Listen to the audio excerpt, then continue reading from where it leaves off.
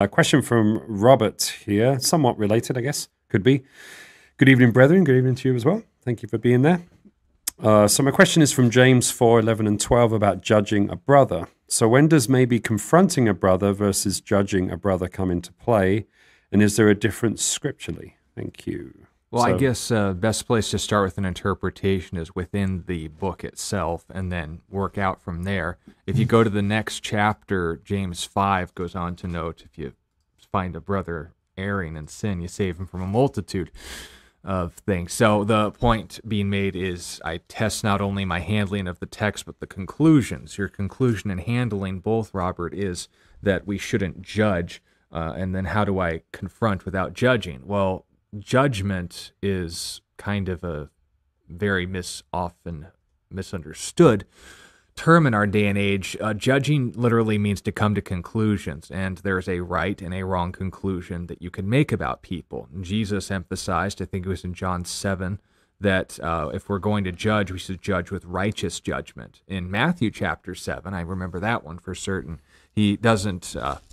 the passage starts, judge not, and that's usually where the secular world leaves it, but then say, lest you be judged, for with the measure you judge another, you will be judged, and then goes on to give an example of you judging not only a speck in someone else's eye, but also God judging you with a plank in your own eye. Does that mean that God's sinful for judging you? Obviously not. Then it goes on to say, do not give what is holy to dogs, do not cast your pearls before swine. That requires making a judgment, a conclusion about the people you're talking to, whether they're judges or whether they're, pigs or dogs, the kind of people who won't receive the good things you offer them because they're just animalistic. They're only there to hurt you.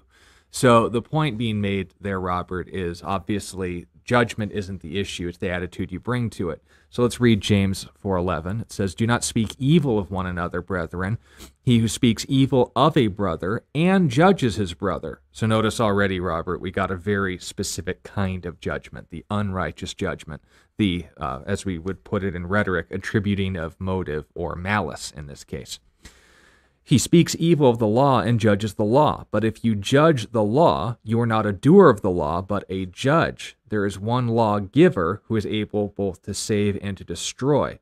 Who are you to judge another? Now note that question is often taken as an exclusive negative, but it's actually clarifying the previous sentence. There is one lawgiver. If we're going to make judgments, let it be in alignment with his nature, not our own. If we're going to acknowledge the fact that we are all in need of grace, then we get to chapter 5 and understanding I'm a sinner, they're a sinner, I'm going to pull them out of this and save myself at the same time because we're both avoiding this pitfall a la Galatians 6.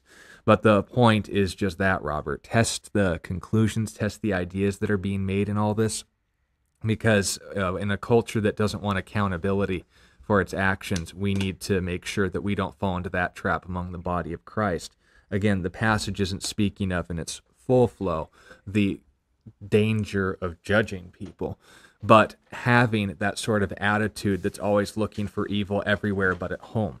If we deal with our own house first before God, then we're going to realize just how much mercy we've been given and then be the living example of many parables Jesus told of the one who was forgiven much and loves much. That's the judgment, to do it from a position of grace, from the lawgiver's position, that you've been shown mercy, rather than from a position of you are not acting like God, and in reality you're saying, and this is James' point, you're not acting like me. That's what you ought to avoid. Mm. Yeah, one quick thing on that. The Bible doesn't make nonsensical statements, just as a general rule. And a lot of people don't think this through. The people that Sean's talking about who are like, you can't judge me. You're not supposed to judge your fellow man. To say you shouldn't judge me is a judgment. So, in other words, you are making a judgment about me when you say that. It's a self-refuting statement. If you say ultimately, in an ultimate sense, you shall not judge, you have given a judgment. Mm-hmm. So the Bible is not going to make a nonsensical statement. And that means that if you see the phrase, judge not, lest you should be judged, as Sean already pointed out in the James passage, as well as when Jesus says that, there are caveats given, meaning that there is a context in which that's saying. It's not an ultimate statement that's meant to be taken in an ultimate sense. Mm-hmm. It is a statement that's made to be taken in a very particular sense, right? So James is talking evil about other people. Jesus has many ways of interpreting it, But one of the most obvious ones is whatever you start to condemn within your own life, it is right and correct for people to start to call you out for that same behavior.